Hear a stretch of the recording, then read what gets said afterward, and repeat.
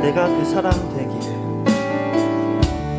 내가 그 사람 되길 간절히 주께 예배하네. 주 은혜로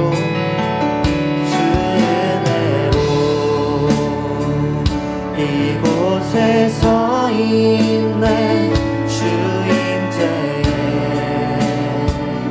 엎드려 절하네.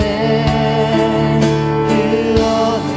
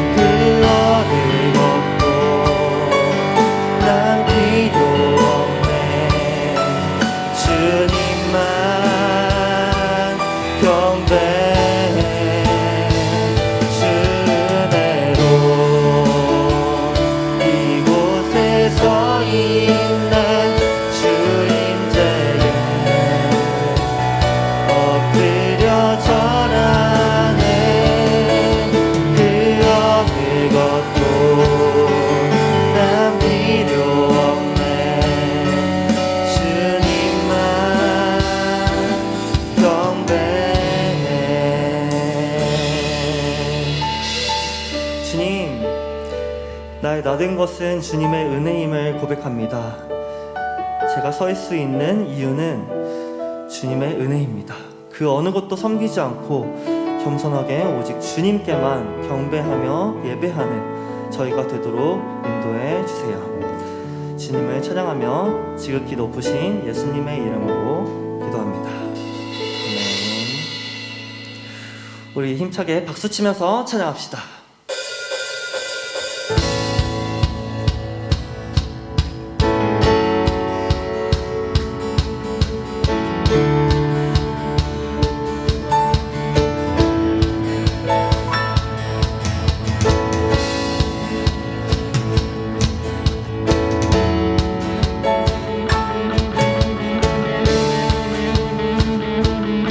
함께 찬양합시다. 푸른 마르고 푸른 마르고 꽃은 시드나 주의 말씀은 영원해. 푸른 마르고 푸른 마르고 꽃은 시드나 주의 말씀은 영원해. 주의 말씀을 믿는 자 그의 구원은 얻으리. 주의 말씀을 행하는 자 그의 능력을 보게 되리라.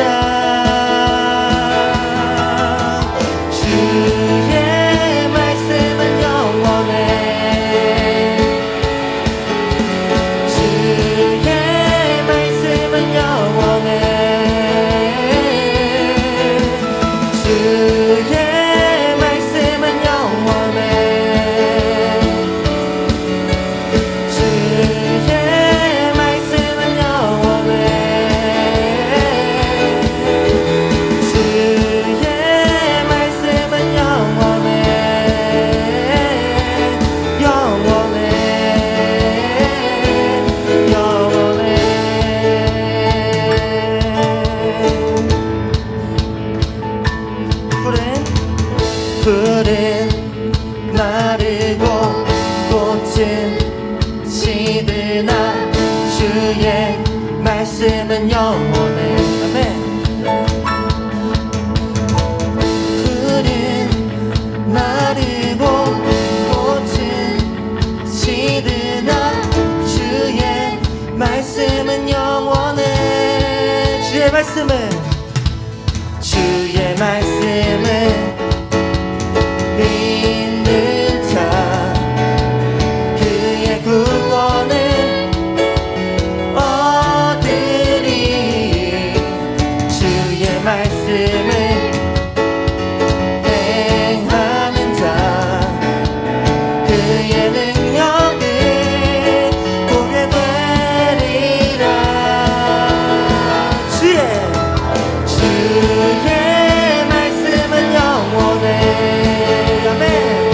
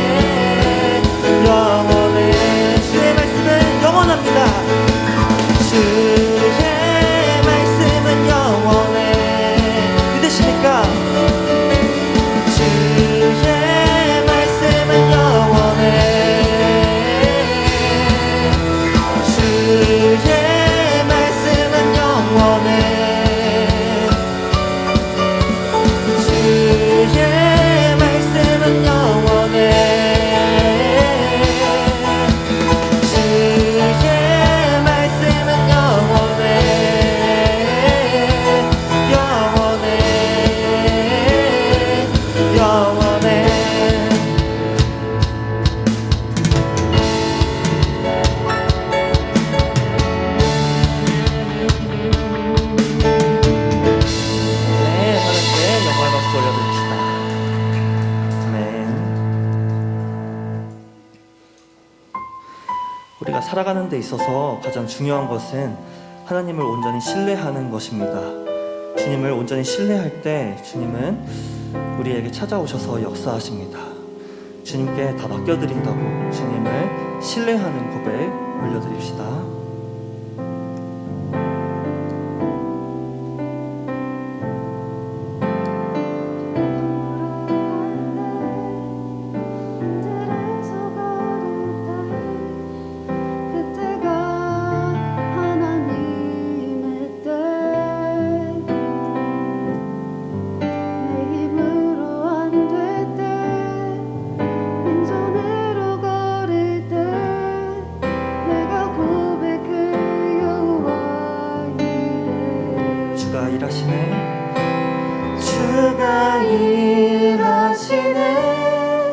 주가 일하시네 주께 아끼지 않는 자에게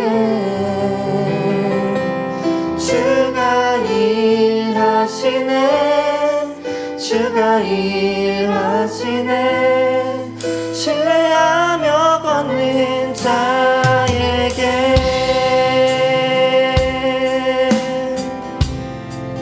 날이 저물어 갈 때 날이 저물어 갈 때 길들에서 걸을 때 그때가 하나님의 때 내 힘으로 안 될 때 내 힘으로 안 될 때 빈손으로 걸을 때 빈손으로 걸을 때 내가 고백해 여호와 이래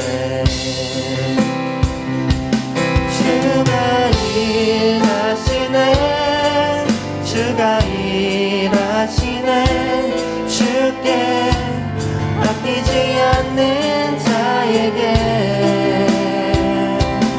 주가 일하시네 주가 일하시네 신뢰하며 걷는 자에게 2절로 찬양합시다.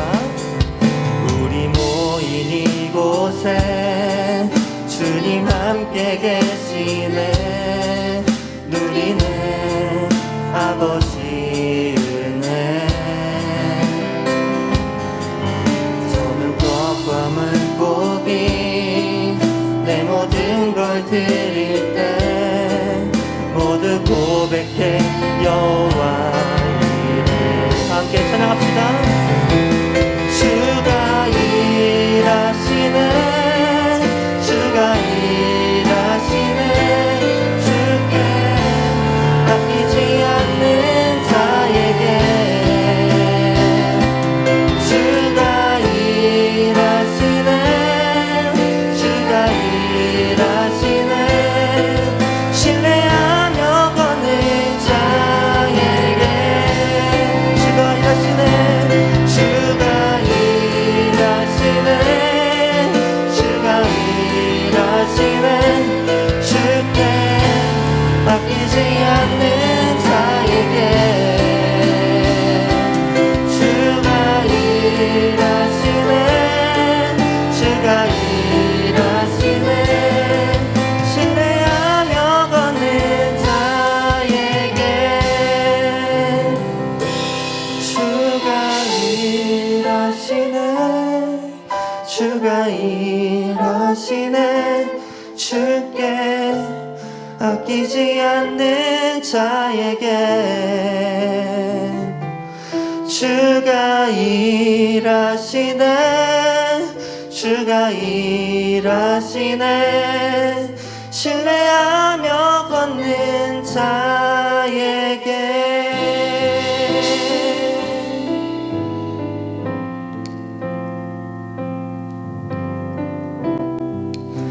우리는 너무 연약하여 하나님을 신뢰하지 못합니다. 우리가 배부르고 좋은 집에 살면 하나님이 필요가 없게 느껴집니다.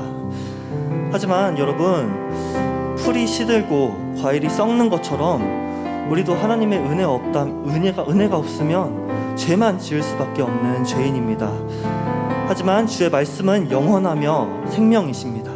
우리 이 시간 기도할 때 주님, 제겐 아무런 소망이 없어요. 제겐 아무런 능력이 없습니다. 모든 걸 주께 맡기오니 제 안에 일하여 주세요 라고 우리 기도하길 원합니다. 기도합시다.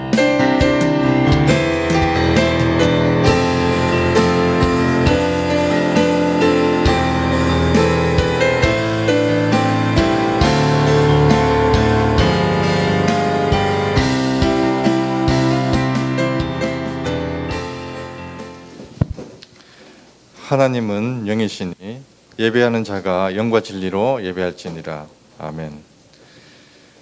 오늘도 하나님께서 저와 여러분들을 예배자로 불러주셨습니다. 겸손한 마음으로 하나님께 최고의 예배를 올려드리길 원합니다. 믿음으로 우리의 신앙을 고백하겠습니다. 전능하사 천지를 만드신 하나님 아버지를 내가 믿사오며 그 외아들 우리 주 예수 그리스도를 믿사오니 이는 성령으로 잉태하사 동정녀 마리에게 나시고 본디오 빌라도에게 고난을 받으사 십자가에 못 박혀 죽으시고 장사한 지 사흘 만에 죽은 자 가운데서 다시 살아나시며 하늘에 오르사 전능하신 하나님 우편 자 계시다가 저리로서 산자와 죽은 자를 심판하러 오시리라. 성령을 믿사오며 거룩한 공회와 성도가 서로 교통하는 것과 죄를 사하여 주시는 것과 몸이 다시 사는 것과 영원히 사는 것을 믿사옵나이다. 아멘. 모두 앉아 주십시오. 우리를 대표해서 2-8목장에서 기도하도록 하겠습니다.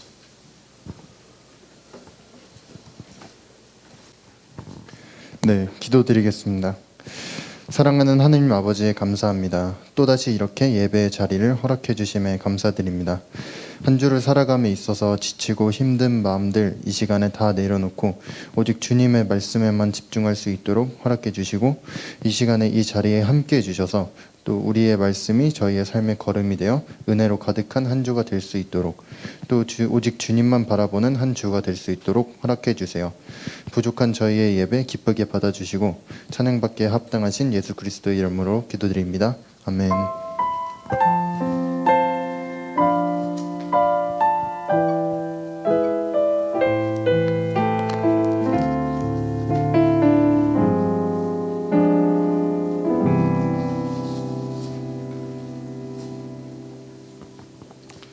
오늘 우리에게 주시는 하나님의 말씀은 사무엘상 10장 1절에서 16절 말씀입니다.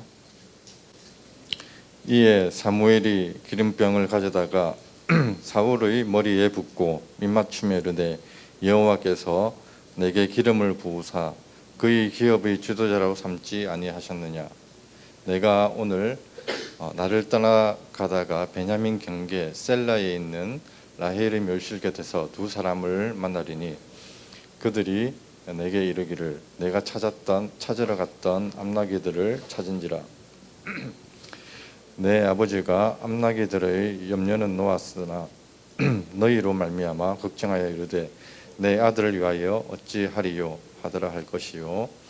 내가 거기서 더 나아가서 다볼 상수리 나무에 이르면 거기서 하나님을 배우려고 베델로 올라가는 세 사람을 만나리니 한 사람은 염소 새끼 셋을 이끌었고 한 사람은 떡 3덩이를 가졌고 한 사람은 포도주 한 가죽 부대를 가진 자라.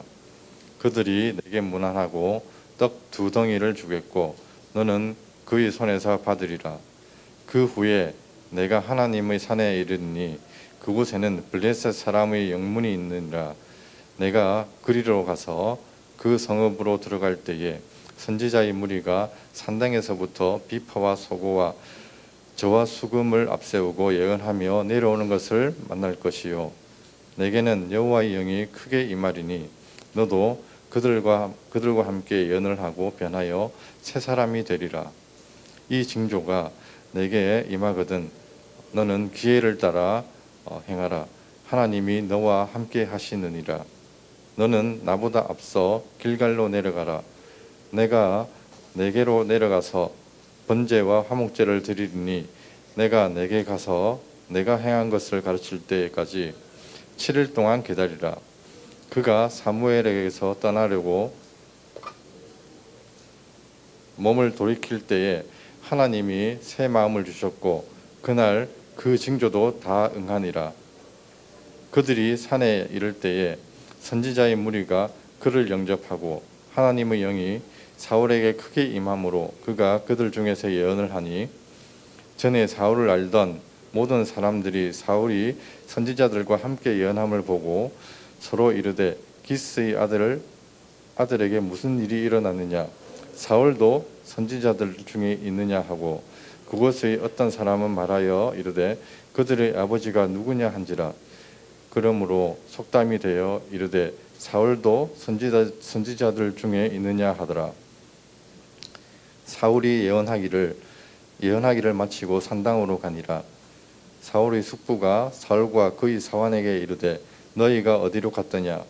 사울이 이르되 암나귀들을 찾다가 찾지 못함으로 사무엘에게 갔었나이다 하니 사울의 숙부가 이르되 청하노니 사무엘이 너희에게 이런 말을 내게 말하라 하니라.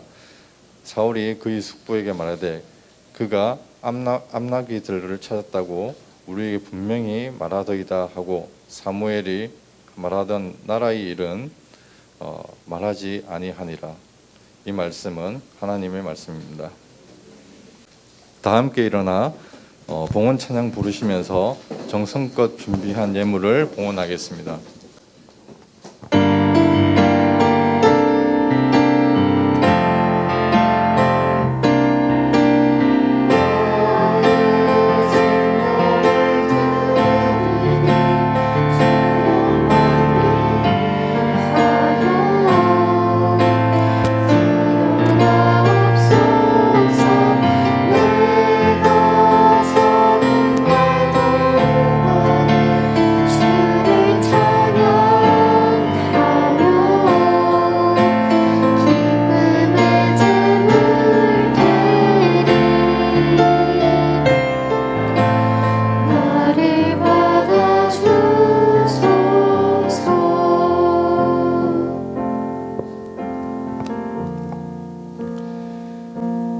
은혜가 풍성하신 아버지 하나님, 오늘 아버지께서 저희들에게 베풀어 주신 많은 것들 중에 일부를 정성스럽게 모아 주님께 올립니다.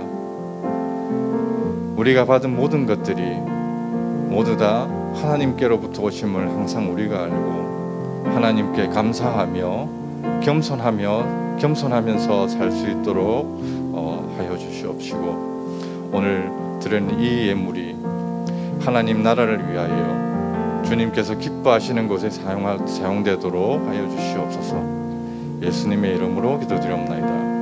아멘. 모두 자리에 앉아 주십시오. 윤주환 목사님께서 성경 말씀 전해드리겠습니다. 말씀 선포하시는 중에 여러분들 많은 은혜 받으시길 바랍니다.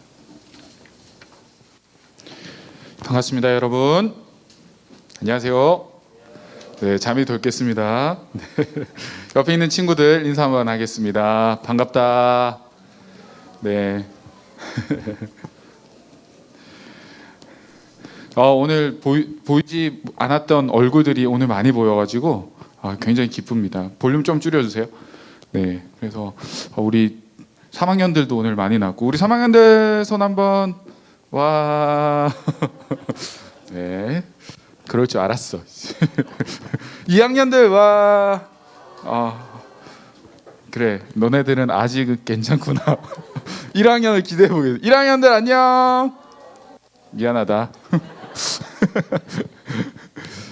여러분들 얼굴을 보니까 벌써 나중에 큰 인물이 될 사람들이 여기 꽤 있습니다.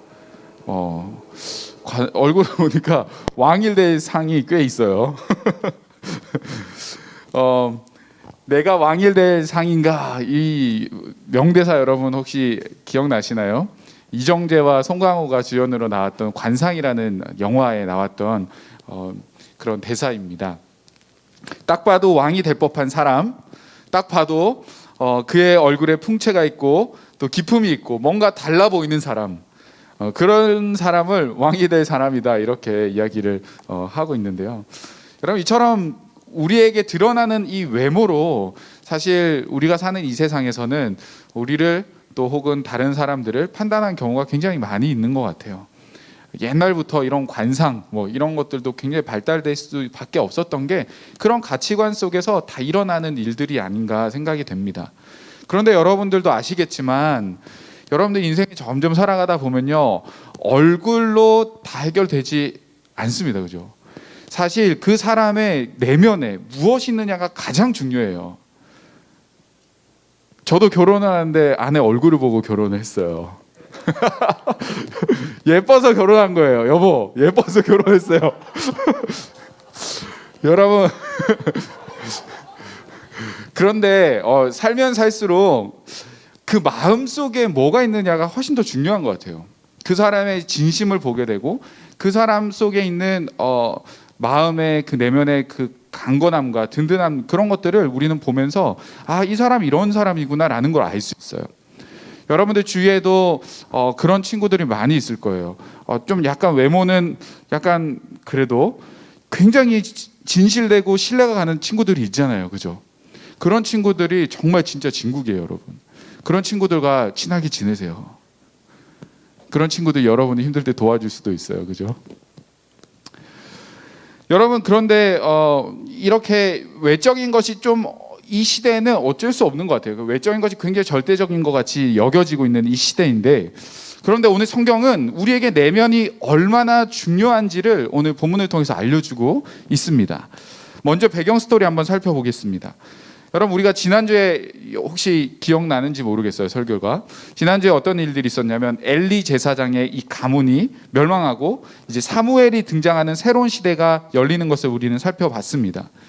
여러분 사무엘이 이스라엘 사사로 있을 때, 선지자로 있을 때는요, 이스라엘이 평화로운 시대를 누렸어요. 그 전에는 사사 시대가 굉장히 어려운 중에 있었지만 사무엘이 나타나면서 굉장히 평안해졌습니다. 그런데 평안하다 보니까 어떻게 돼요? 사람의 욕심이 끝이 없어요. 그죠? 이스라엘 백성들이 주위 다른 나라들과 막 비교를 하기 시작합니다. 그래서 8장 5절 보면 그에게 이르되 보소서 당신은 늙고 당신의 아들들은 당신의 행위를 따르지 아니하니 모든 나라와 같이 우리에게 왕을 세워 우리를 다스리게 하소서. 이스라엘 백성들은 다른 나라를 막 비교하면서 우리를 다스려줄 왕을 달라. 다른 나라들은요, 왕을 중심으로 왕정국가를 이루면서 막강한 힘을 내세우고 있었거든요. 그런데 이스라엘은 어때요? 늙은 이 사무엘을 보면서 힘도 없고 그 아들도 보니까 별 볼 일도 없어요. 그런 걸 보면서 와, 우리 이스라엘은 이렇게 뒤처지고 있는 건 아닌가? 우리는 상대적으로 약하지 않은가? 효과가 없지 않은가? 이렇게 여겼던 거죠. 그러니까 자기 마음대로 이 시대를 다른 나라와 견주어서 승산이 없겠다 사람들이 생각을 하게 된 거예요. 그래서 이 사람들은요, 고리타분한 이런 신적 통치보다 규모 있고 영향력 있는 정부를 원한 거예요. 왕을 달라는 거예요. 조직을 달라라고 이야기를 하고 있는 겁니다. 여러분 그러면요, 누가 왕이 돼야 됐을까? 그들의 요구에 의하면 어떤 사람이 왕으로 뽑혀야 됩니까? 이렇게 요구하는 이스라엘 백성들은 무엇을 기대하면서 왕을 세우기를 원했을까요? 옆에 한번 봐봐요. 왕이 될 만한 사람이 있나? 여러분 이스라엘 백성들은 어떤 왕을 원했을까요?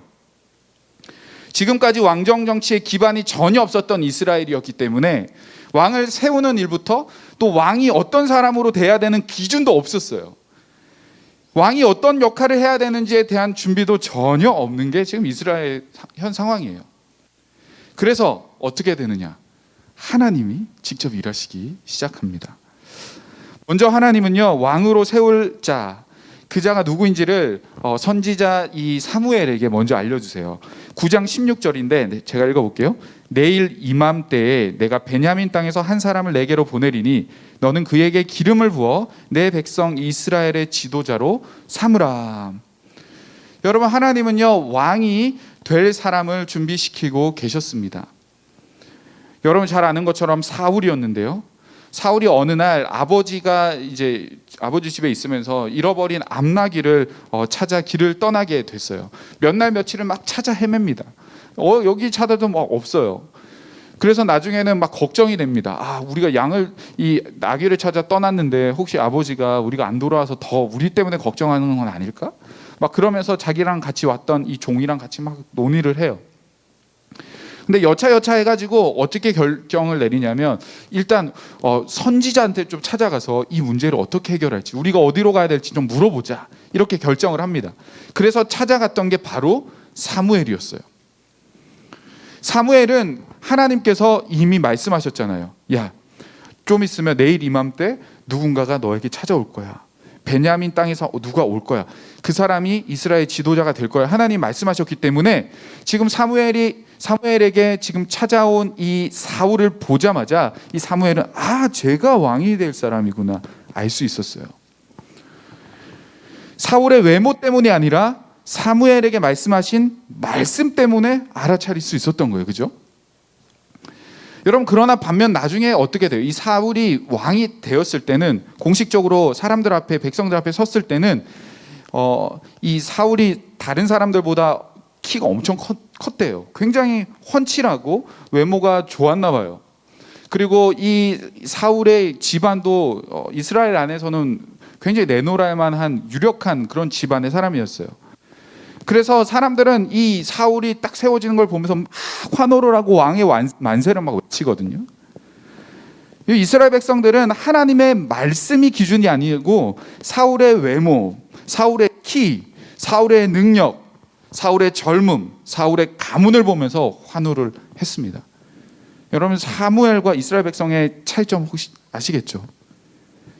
사무엘은 말씀으로 왕을 알아봤고 사람들은 외모로 그 왕을 판단했어요. 여러분들의 기준은 뭡니까? 여러분들도 드러나는 외모와 스펙으로 여러분들의 기준을 삼고 있나요? 아니면 하나님의 말씀이 여러분의 기준인가요? 여러분, 보이는 것은요, 있다가도 금방 사라져 버립니다. 영원하지 않아요.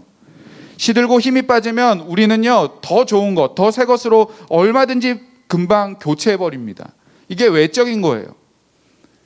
그래서 우리는 하나님의 말씀을 우리는 기준으로 삼아야 되는 겁니다. 아무리 멋져 보이고 그럴싸해 보여도 하나님 말씀이 아니라 그러면 그건 아니에요. 아무리 하찮게 보여도 이것이 하나님의 말씀이 맞다 그러면 그건 맞는 거예요. 여러분, 우리의 기준이 하나님의 말씀이 되어야 합니다. 자, 그러면 이번에는 사울의 입장에서 한번 생각해 보도록 하겠습니다. 여러분, 사무엘은 이 사울이 왕이 될 거라는 것을 하나님의 말씀으로 알아차렸어요. 그런데 이 사울은요, 자기가 왕이 될 것이라고는 손톱만큼으로도 예상을 하지 못했어요. 그저 지금 무슨 상황이에요? 잃어버린 나귀를 찾아 헤매고 다니고 있습니다. 그렇게 헤매고 다니던 차에 어디로 지금 나귀를 찾아야 되나 막 그거에만 막 지금 꽂혀 있어요. 그래서 지금 사무엘에게 찾아가서 그거 찾으려고 물어보러 가고 있는 상황인 거예요. 그러나 이렇게 찾아간 만남은요, 이스라엘의 이 첫 번째 왕을 세우는 위대한 만남이 놀라운 사건이 되었던 겁니다. 사울에게는 어쩌면 우연이었어요. 우연히 사무엘을 만난 거예요. 그러나 그 만남은 하나님의 계획 속에 이미 이루어지고 있었다는 겁니다. 여러분, 우리의 삶에 우연이 일어나잖아요, 많이. 여러분이 계획된 대로 안 되고 뭐 우리가 생각지도 않은 일들이 막 우연히 일어나죠. 여러분, 우연이 아니에요. 이 모든 것은요, 하나님의 계획과 섭리 가운데 있는 일이에요. 그래서 우리 그리스도인들은요, 우연이라고 말하면 안 됩니다. 우리는 하나님을 신뢰하고 하나님이 내 삶에 이런 일들을 하고 계시는구나 하는 믿음이 우리 가운데 있어야 합니다. 여러분, 사건은 그래서 급속하게 진행이 됩니다. 하나님의 섭리 가운데 사무엘과 사울이 만나게 되고 비밀리에 이 사무엘은 사울에게 기름 부음을 하게 되죠. 그리고 그를 기업의 지도자로 삼겠다라고 선포합니다. 하나님의 말씀이죠. 여러분, 사울은 그런 상황을 어떻게 받아들였을까요? 나귀를 찾다가 선지자에게 왔는데 갑자기 선지자가 네가 왕이 될 거야, 기름을 막 부었어. 어떤 상황이 어떨 것 같아요, 여러분? 사울이 어떤 마음이 들었을까요? 와, 내가 왕이 된다니. 야, 이제 내 인생은 폈구나. 내가 드디어 빛을 보는구나. 여러분 그런 생각했겠어요? 아니었을 거예요.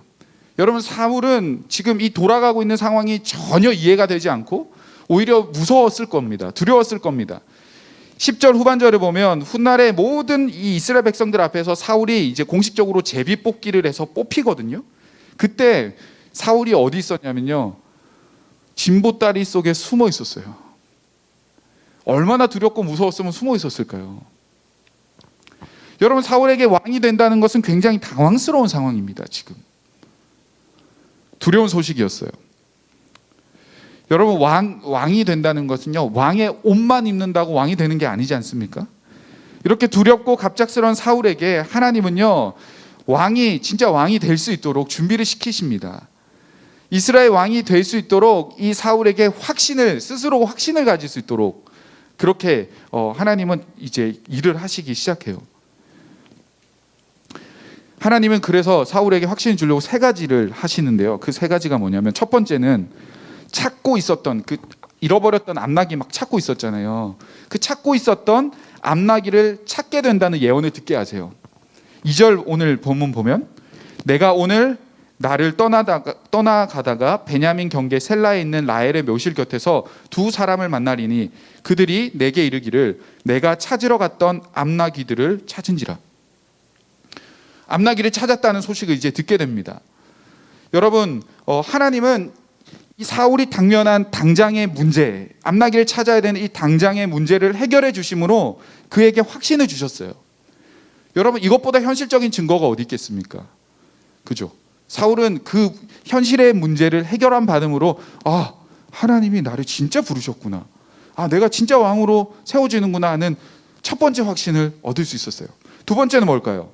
두 번째는 다볼 상수리 나무 아래 그 앞에서 하나님께 제사를 드리러 가는 베델로 올라가는 3 사람을 만날 것인데, 그 3 사람이 2개의 떡을 줄 것에 대한 예언을 해줍니다. 여러분 하나님께 제사를 드리러 가는 사람들이 가지고 있는 음식은 어떤 음식이었을까요? 배고프면 먹을 비상식량이었을까요? 아니에요. 이 음식은 하나님께 드릴 예물과도 같은 음식이었습니다. 하나님께 드릴 거죠. 그런데 그것을 지금 누구한테 준다고요? 길에 만나다가 사울에게 그걸 주겠다는 거예요. 여러분 이것을 다시 말하면 하나님의 것을 사울에게 나눠준다는 겁니다. 하나님의 이 신적 통치에 이 사울을 왕으로서 함께 동참하게 할 것에 대한 예언이에요.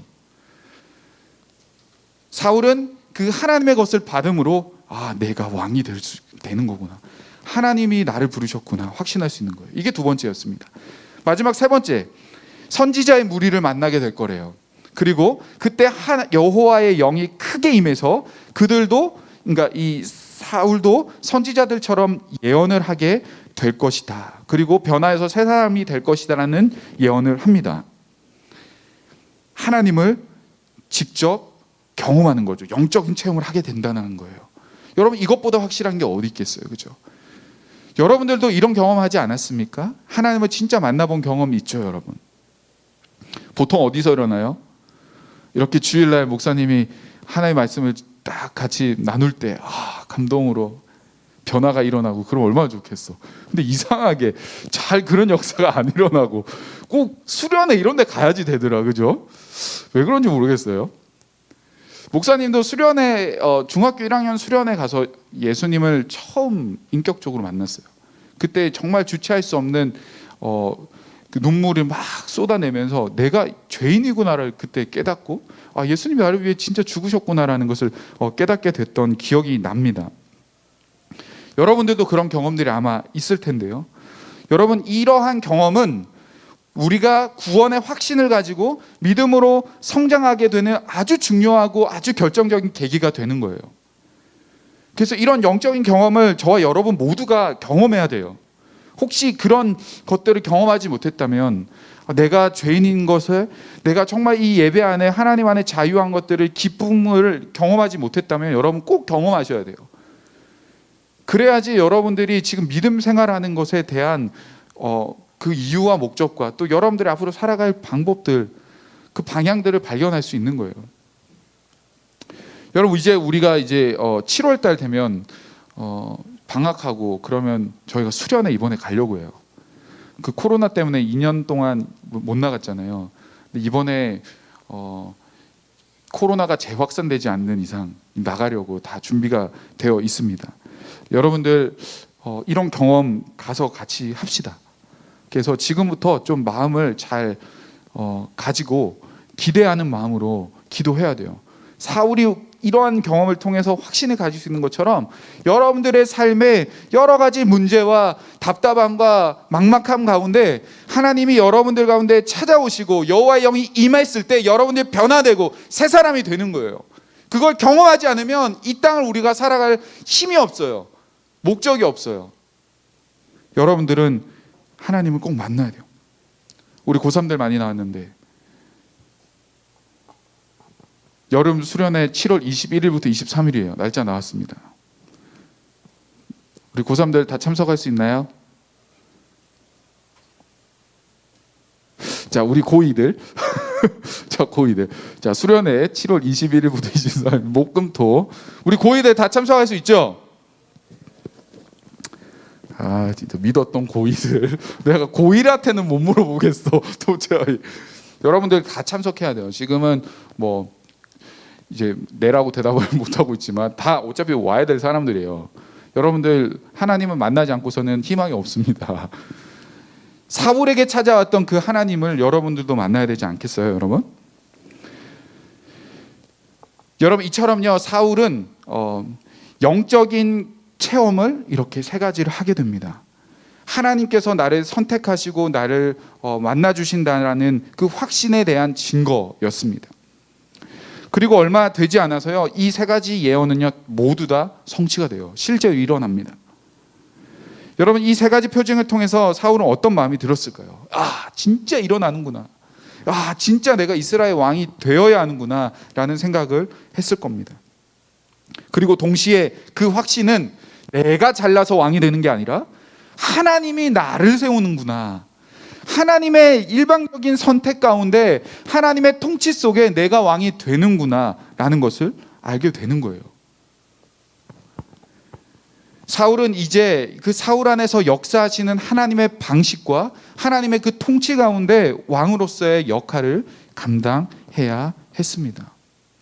그래서 사울의 이 권위, 왕으로서의 권위는 그가 잘난 외모에 있는 것이 아니라 훤칠한 키에 있었던 것이 아니라 그의 어떠한 능력에 있었던 것이 아니라 그를 부르시고 그를 세우시고 그를 통치하시는 하나님, 그의 외모가 아닌 내면에 있는 그 확신과 믿음 가운데 이루어진다라는 것을 우리는 확인할 수 있어요. 여러분 이 일이 있은 후에 사무엘은 사울에게 이제 이렇게 이야기합니다. 8절 보면 너는 나보다 앞서 길갈로 내려가라. 내가 내게로 내려가서 번제와 화목제를 드리리니 내가 내게 가서 내가 행할 것을 가르칠 때까지 7일 동안 기다리라. 여러분 지금 이 사무엘이 사울에게 기름을 부었어요. 비공식적으로 우리끼리 하나님이 불러줬다고 이제 확신을 시켜주는 상황이었어요. 어쨌든 비공식적이지만 하나님께서 허락하신 그 왕권이었기 때문에 사울은 이제 왕이에요. 왕으로서 제일 처음 했던 일이 뭡니까 여러분? 방금 읽었던 8절 말씀에 기다리는 거예요. 기다리는 거. 왕으로서 제일 처음 하는 것은 기다리는 거였습니다. 왕이 된다고 해서 권세를 부리고 권위를 내세우고 뭔가 하는 게 아니었어요. 기다리는 일이었습니다. 사울이 이스라엘 왕이 되는 거지만 이스라엘의 진짜 왕은 하나님이심을 기억하고 사울을 왕으로 세우신 분이 하나님이심을 잊지 않고 기다리며 길갈에서 그 하나님을 보게 되는 거예요. 그게 첫 번째였어요. 그래서 사울은 길갈로 가요. 근데 이 길갈이라는 곳이 굉장히 중요하고 의미 있는 장소인데요. 왜냐하면 이스라엘이 이 약속의 땅 가나안 땅으로 들어온 후에 첫 번째로 세운 성소, 영적인 장소가 바로 이 길갈이었습니다. 애굽에서의 방황과 애굽에서의 그 어려움에 종지부를 찍고 애굽의 모든 수치를 굴러가게 한다는 의미를 지닌 곳이 바로 이 길갈이었어요. 그래서 이 길갈로 가라고 한 것은 굉장히 중요한 영적인 의미가 있는 거예요. 메시지가 담겨져 있는 거예요. 그래서 하나님은 사울로 하여금 길갈에서 이 나라의 진짜 주인이신 하나님의 통치 아래 더 이상의 방황과 더 이상의 고통의 그 종지부를 찍고 하나님과 함께 이제 하나님의 그 통치 속에 왕정 국가의 시작을 하겠다라는 것을 하나님은 알려주고 계시는 겁니다. 그리고 사울은 바로 그곳에서 자신을 돌아보고 왕의 권세를 부리는 것이 아니라 하나님의 역사를 기다리고 하나님의 이 주인 되심을 그 자리에서 보며 제사를 드리게 되는 겁니다. 사랑하는 여러분, 저와 여러분의 삶의 주인은 하나님이에요. 우리는 그것을 잊으면 안 됩니다. 여러분들이 여러분들의 힘으로 할 수 있는 것 같죠? 여러분들의 힘으로 살아가는 것 같습니다. 우리에게 이 무언가가 주어진 것 같아요. 그러나 우리의 마음대로 우리의 삶을 살아갈 수 있는 것 같지만 그러나 여러분 그런 것이 아닙니다. 하나님이 우리의 주인이에요. 그래서 우리는 늘 그 주님께 우리의 삶을 맡기고 우리가 하나님 앞에 나아가야 되는 겁니다. 한 가지 예화 드리고 마치려고 하는데요. 한 회사의 오너가 회사의 경영을 하다가 그 경영을 좀 내려놓기로 합니다. 그리고 그 후임자를 뽑았는데 누구였냐면 회사에서 가장 열심히 일을 하는 한 사원이었어요. 한 사원이 어느 날 갑자기 대표가 되는 거예요. 이 엄청난 그 인사 발표에 회사가 난리가 났습니다. 그러나 이 회사 대표는 확신을 가지고 그 사원을 불렀어요. 그리고 그 사원에게 이렇게 이야기합니다. 이 회사를 당신에게 맡기겠습니다. 당신이 원하는 대로, 당신이 꿈꿔왔던 대로 이 회사를 한번 경영해 보십시오. 모든 인사권, 모든 결정권을 다 드릴 테니까 마음껏, 소신껏 당신이 원하는 대로 회사를 운영해 보세요. 라고 이야기를 합니다. 얼마나 엄청난 기회가 그에게 찾아왔습니까? 가슴 뗄 일이죠, 그죠?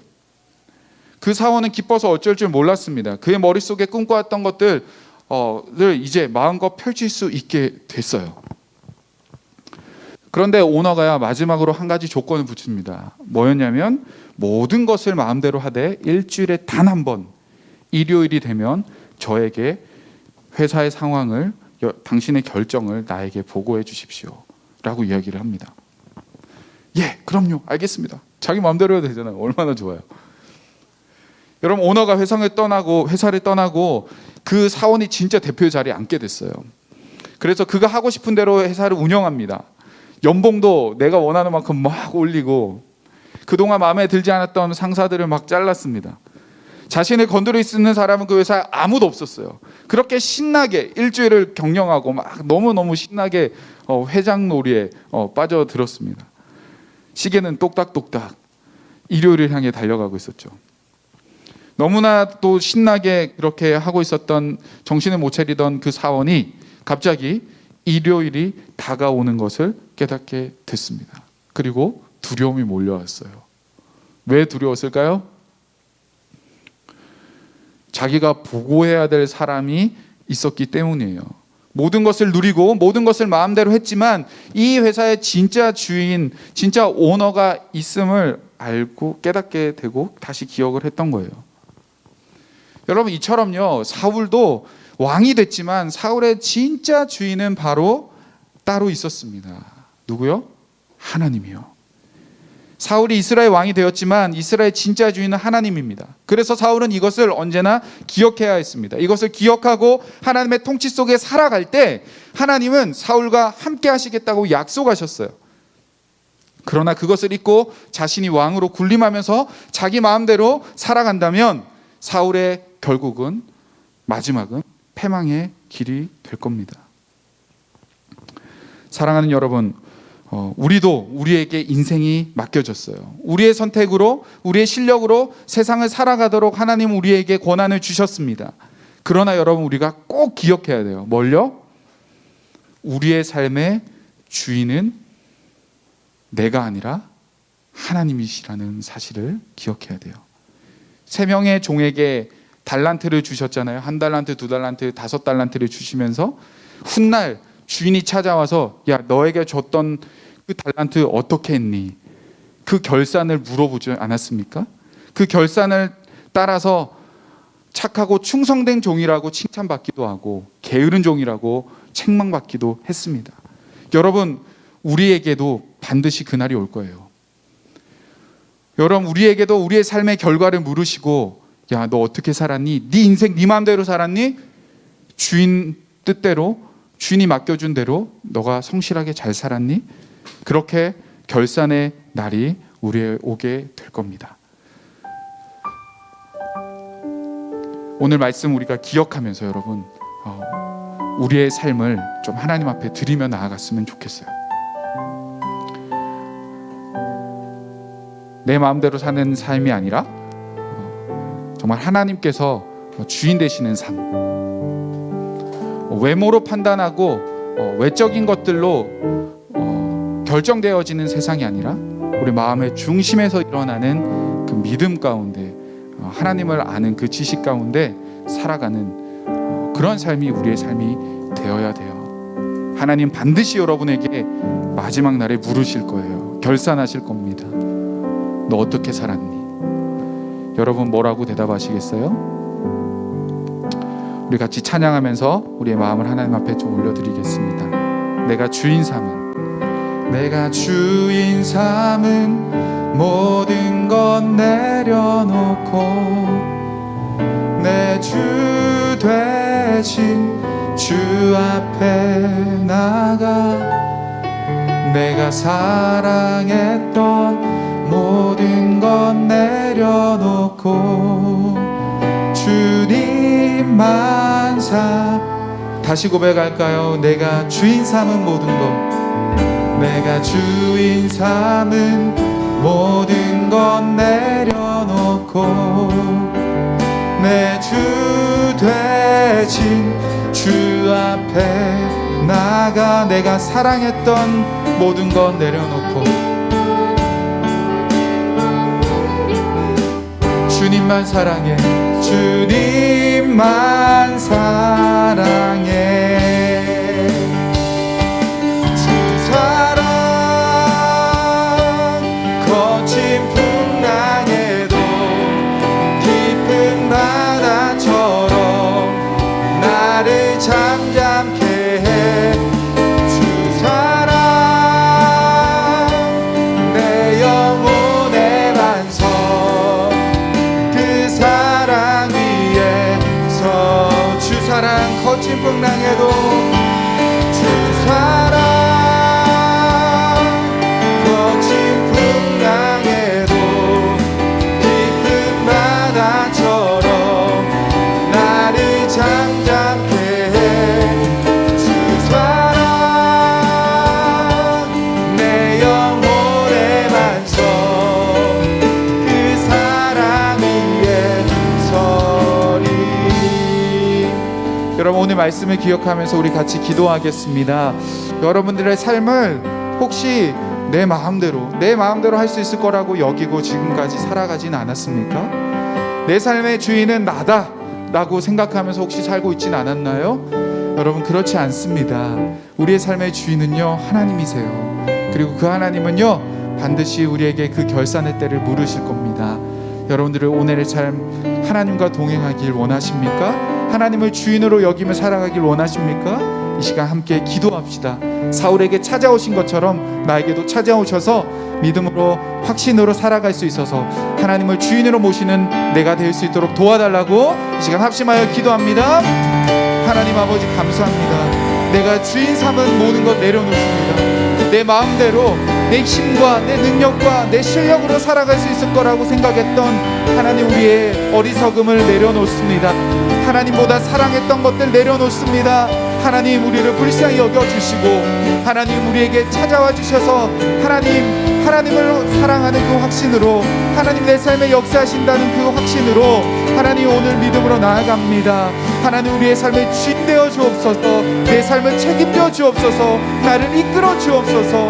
하나님 하나님 우리의 삶의 순간순간 모든 나의 삶의 걸음걸음이 주님의 손 안에 있음을 믿습니다. 하나님 우리의 삶의 주인 되시는 주님 우리를 이끌어 주시고 하나님 우리를 붙잡아 주시옵소서. 하나님 세상을 외모로 판단하지